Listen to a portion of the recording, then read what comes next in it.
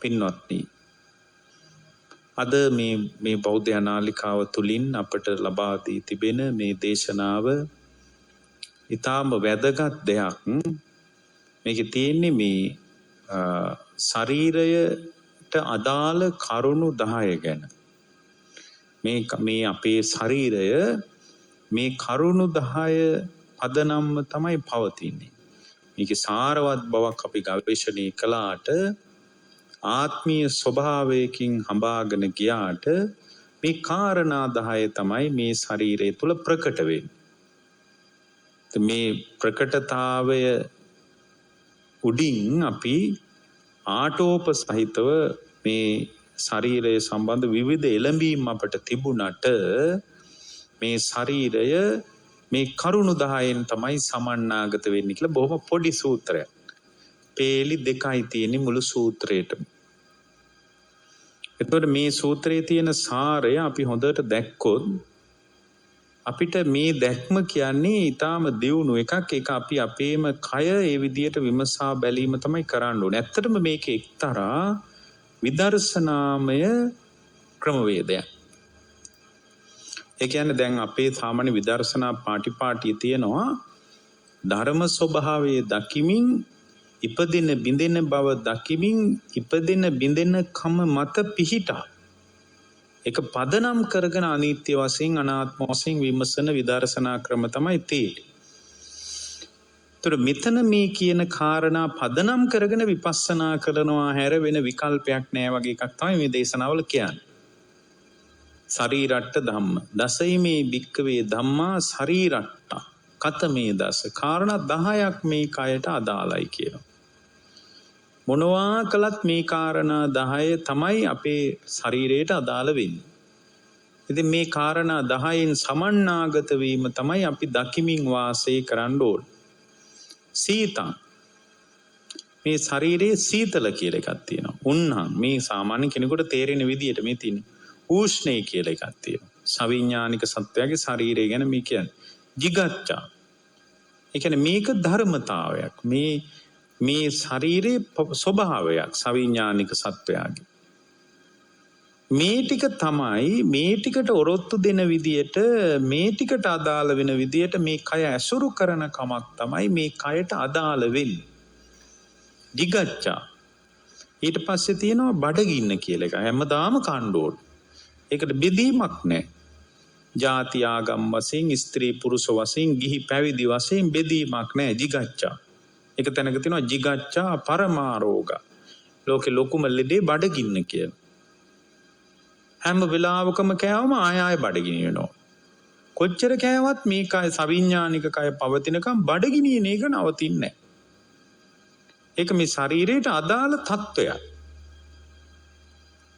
ඒ කියන්නේ උදේටත් කාලා දවල්ටත් කන්න ඕන. දවල්ටත් කාලා ආය රැටත් කන්න ඕන. එහෙම කෑවා කියලා අවුරුදු 70ක් 75ක් කෑවත් එයා අදත් ආය කන්න ඕන.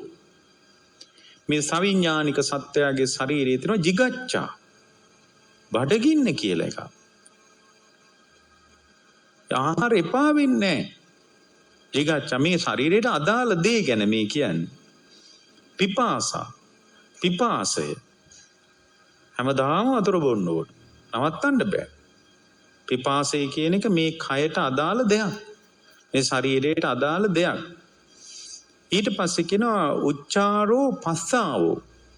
මේ ශරීරයට අදාළ දෙයක් තමයි මල මූත්‍රා පහ කිරීම. කොච්චර අප්‍රසන්න වුණත් මොන්නතරම් සරසගෙන හිටියත් ප්‍රසිද්ධියේ හොඳට තරුපන්ති හෝටලයකින් කාලා රහසේ මල මූත්‍රා පහ කරන්න වෙලා. එතකොට ඒක මේ ශරීරයට අදාළ දෙයක් ඒක. එතකොට මේ බුදුරජාණන් වහන්සේගේ දේශනාව මේ පැහැදිලි කරන්නේ මොකද්ද? එයාට කියනවා මේ වගේ එකක් ඔය පරිහරණය කියන්නේ කරන්න කියලා දකිමින් වාසය කරන්න කියනවා. ඒක පදනම විදියට අරගෙන විපස්සනාවට යන්න කියනවා. නෝකයි ඔය කියන්නේ. එතකොට ඒවා බොහොම දුර්වල කතා කියලා හිතෙන්න පුළුවන්. දැන් මල මූත්‍රා පහ කරන එක අපි හැමෝගෙම ශරීරයට අදාළ දෙයක්. කොච්චර අප්‍රසන්න වුණත් මල මූත්‍රා පහ කරන්න වෙනවා කියලා නොකා ඉන්න බෑ. හැමදාම ඒ කියන්නේ කොච්චර රූප සම්පන්න කෙනෙක් වුණත් මොන මට්ටමේ කයක් නඩත්තු කළා මල මූත්‍රා පහ කරනවා කියන එක මේ ශරීරයට අදාළ දෙයක් පින්වත්නි. ඒක තමයි ඔය දේශනාවල තියෙන උච්චාරෝ පස්සාවෝ. උච්චාරෝ පස්සාවෝ. ඊළඟට මේ කයට ශරීරයට අදාළ දෙයක් තමයි කාය සංවරය කියන එක. මේ කය සංවර කර ගැනීම, කය අසංවර වීම මේ ශරීරයට අදාළ තත්ත්වයක්.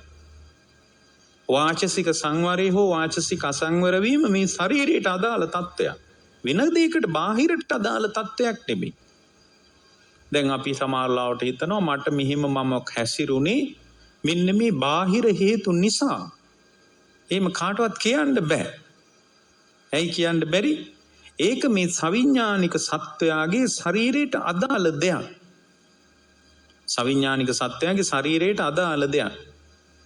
එතකොට කාය සංවරය හෝ කාය අසංවර වීම ඒක ලෝකයට පවරන්න බෑ. ශරීරයට අදාළ තත්ත්වයක්. වචී සංවරය, වචී අසංවරය මේ කයට මේ සවිඥානික සත්වයාගේ ශරීරයට අදාළ දෙයක්. ආජීව සංවරය. එතකොට ආජීවය යම් කෙනෙක්ගේ කැලල් වෙන්නේ සවිඥානික මේ ශරීරය ඇසුරු කරගෙන. ආජීවයේ කැලල් වෙන්නේ. ජීවත් වෙන රටාව ඇතුලේ නිර්වද්‍යතාවයක් හෝ සාවද්‍යතාවයක් එන්නේ මේ කය ඇසුරු කරගෙන. ඒක මේ ශරීරයට අදාළ දෙයක්. කාය සංවරෝ, වචී සංවරෝ, ආජීව සංවරෝ. මේකේ බැරෑරුම්ම දේ කියනවා. මේකේ බැරෑරුම්ම දේ මොකද්ද? පෝනෝ භාවිකෝ භව සංඛාරෝ. මේ බඳු සවිඥානික ශරීරයක් ඇසුරු කරනකොට මූණ දෙන්න ලොකුම අවුලක් තියෙනවා. අපි හැමෝම මූණ දෙන මහ බරපතල අවුලක් තියෙනවා. මොකද්ද? පෝනෝ භාවිකෝ භව සංඛාරා. පුනර්භවය ඇති කරගෙන භව සංස්කාර රැස්වීම කියන එක මේ ශරීරයට අදාළ දෙයක්. සවිඥානික සත්‍යයේ ශරීරය ඇසුරු කරගෙන සිද්ධ වෙන දෙයක්. මෙන්න මේ ටික පදනම් කරගෙන බුදුරජාණන් වහන්සේගේ බුද්ධ දේශනාව ශ්‍රාවකයාට අනුශාසනා කරනවා. මේ කරුණු 10න් සමන්නාගත ශරීරයක් තමයි ධනය, කුලය, බලය, ආර්ථික ශක්තිය, උගත්කම්, බුද්ධිමත්කම්, බලපුලුවන්කාරකම් මේ මොනවා තිබුණා.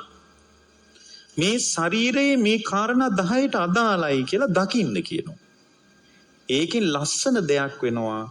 එකක් තමයි මාන්නේ කියන එක ඉන්නේ. ඒ බඳු ශරීරයක් කියලා Tamanගෙම ශරීරේ කියවන්න පුළුවන් වුණාම මාන්නේ කියන එක එන්නේ නැහැ පින්වත්. දෙවෙනි කාරණේ තමයි මාන්නේ කියන එක එන්නේ. ඒ Tamanව ඔසවා තබනකම ඇතුලේ තමයි ගොඩාක් කෙලෙස් ඇති වෙන්නේ. අපිට තියෙන අභියෝගය මේ ශරීරේ නෙමෙයි. කෙලෙස්. හැබැයි කෙලෙස් කඩන්න අපි ශරීරේ මේ විදියට දැක්කොත් මේ ශරීරයට ආවේනික දේ විදියට මේ කාරණා 10 දැක්කොත්. ඒතර මේ කාරණා 10ම පදනම් කරගෙන මේ කය හැම වෙලාවකම බිඳෙනවා. අන්න ඕකයි අපි තේරුම් ගන්න ඕනේ. ඒතර මේ කාරණා 10 ශරීරයට අදාළයි. මේ කාරණා 10ම පදනම් කරගෙනයි මේ ශරීරය බිඳෙන්නේ. සීතල නිසා බිඳෙනවා. උෂ්ණේ නිසා බිඳෙනවා. සීතල නිසා සීතල වැඩි වුණාමත් මේ ශරීරය බිඳෙන්න පුළුවන්. උෂ්ණේ වැඩි වුණාමත් බිඳෙනවා. ඒකනේ කියන්නේ ඍතුජ රූප කියලා කියන්නේ. දැන් ඕනෑවට වඩා සීතල මේ ඇඟට ඍතු දෙන්නේ නැහැ. හැම වෙලාවකම මේ බාහිර ධාතු ස්වභාවයත් එක්ක මේ කය හැප්පෙනවා. හැප්පෙන්න බිඳෙනවා. ඒක ලෝක ධර්මයක් නේ.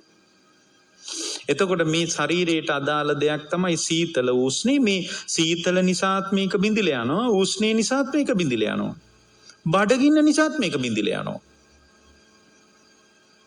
හොඳට බලන්නකො බඩගින්නේ ඉන්න කෙනෙක් දිහා බැලුවම අඳුන ගන්න පුළුවන්.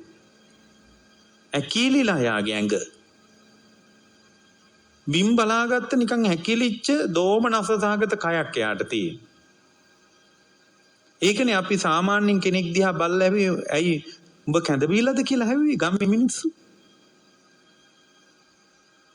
ඇයි කෑවේ නැද්ද කියලා බැලුව බැලමටම හොයන්න පුළුවන්. ඇයි? මේ බඩගින්න නිසාත් මේ රූපේ බිඳෙනවා.